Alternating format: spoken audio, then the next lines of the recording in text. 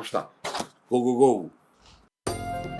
이 프로그램은 야생화에 대해서 아무것도 모르고 입사한 더K 야생화의 유튜브 PD가 회사에 오래 살아남으려고 제작했습니다.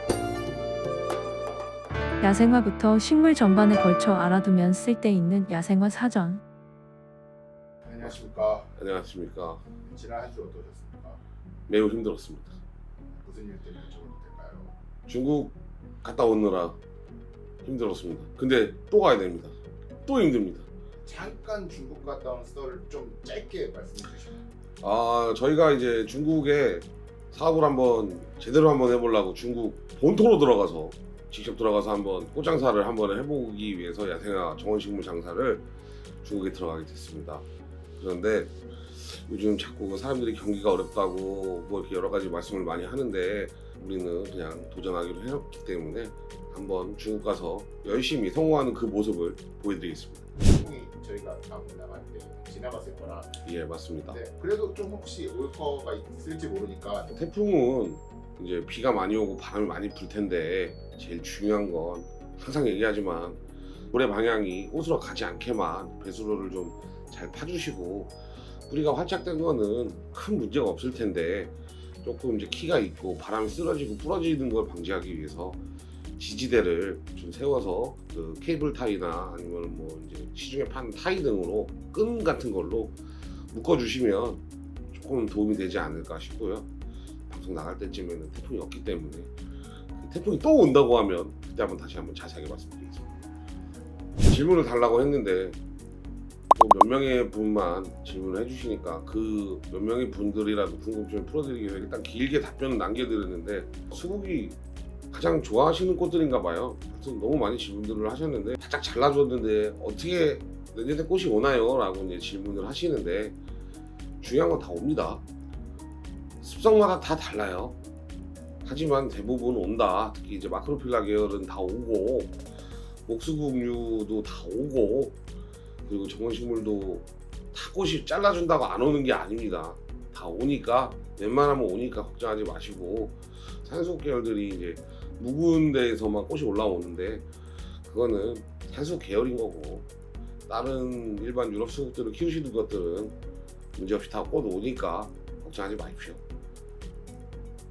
지금은 거의 우산처럼 이렇게 네네네. 돼 있는데 그럼요. 일단 등치가 커졌으면 집이 좁으면 큰일 나요. 답답해요. 답답하다 보면 얘도 스트레스 받아서 힘들어 하니까 분갈이를 꼭 해주시기 바랍니다. 여기서 오는 또 질문 하나가 그럼 도대체 분갈이 시기는 어떻게 되느냐? 요거는 등치가 커졌다고 해서 하는 게 아니라 뿌리를 빼보시면 뿌리가 이제 더 이상 밖으로 빠져나가지 못하고 빙빙 도는 현상이 나타나는데 그걸 이제 서클링 현상이라고 하는데 서클 안처럼 이렇게 돈다 그래서 돌고 있을 텐데 그 밑에 쪽으로 잔뿌리가 계속 쌓여요. 나이테처럼 자꾸 두꺼워져. 그러면 빨리빨리 분갈이 해주시기 바랍니다. 화분에다 키운다면 뭐 그거에 몇 배 이상을 쓰세요라든지 뭐 그런 기준 같은 게 혹시 있나요? 기준은 없습니다. 근데 너무 한 치수만 올리면 의미가 없으니까 두 치수 정도. 그러니까 예를 들어 10cm면 12cm에서 15cm, 15cm 화분이면은 18cm로 가지 마시고 한 21cm, 그러니까 넉넉하게 한 10cm씩 넓혀 주시는 거를 제일 추천드립니다. 정말 플러그 조그만 거 그런 것도 있었는데 그런 걸 갖다가 따기시면 어떤? 우리가 표현하는 뭐 트레이판, 뭐 플러그판 이렇게 얘기하는데 그 판의 구멍이 뭐 84구도 있고 105구도 있고 여러 가지가 있을 텐데 구멍이 작아요. 작기 때문에 이 구멍이 작은 상태에서 그대로 노지에 집어버리면 직삽을 해버리면 뿌리가 튼튼하지 않기 때문에 영양분을 못 빨아 올려요. 흙에서는.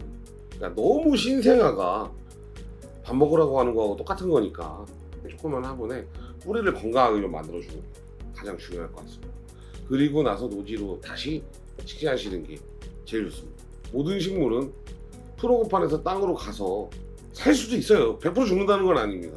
살 수도 있어요. 근데 살 확률을 좀 많이 줄인다 보시면 되기 때문에 10cm나 12cm 정도 화분에 뿌리를 돌려주시길 바랍니다. 뿌리를 돌린 상태에서 정원이나 노지로 가는 거를 가장 강력하게 추천드리면서 제일 중요한 또 얘기가 하나가 이제 여기서 있는데 각 어떤 이제 뭐 조매사들이나 나무 파시는 분들이 특히 많이 얘기하시는데 썩은 현상은 뿌리를 끊어라.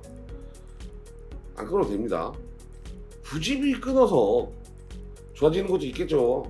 근데 안 끊으셔도 됩니다.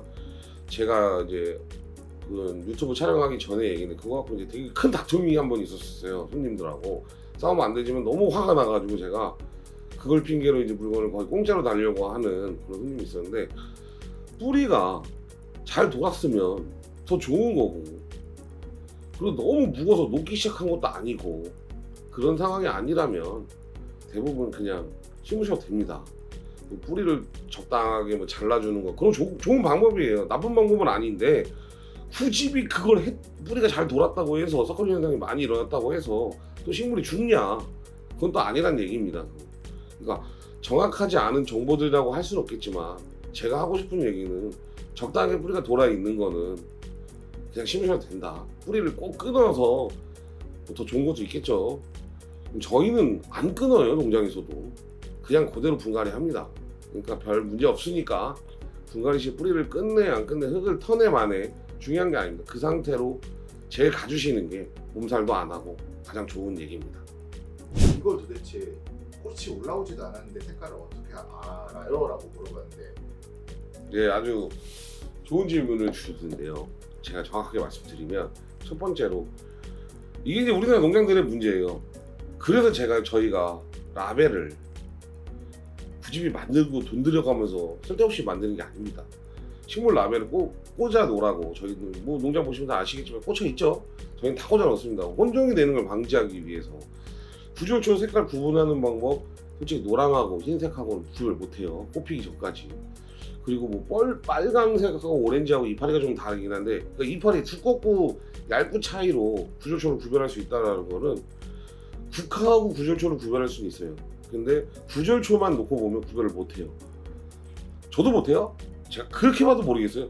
그래서 저희는 라벨을 꼭 이용하는 편이고, 그리고 저희 물건이 혼종이 되지 않는 이유가 그런 경우에요. 라벨을 다 꽂아놓기 때문에. 그리고 이 품목 저 품목을 섞지 않아요. 그냥 그 자리에 두는 게 아니라 품목을 옮길 때는 통째로 옮겨버려요. 왜냐면 섞이면 안 되니까.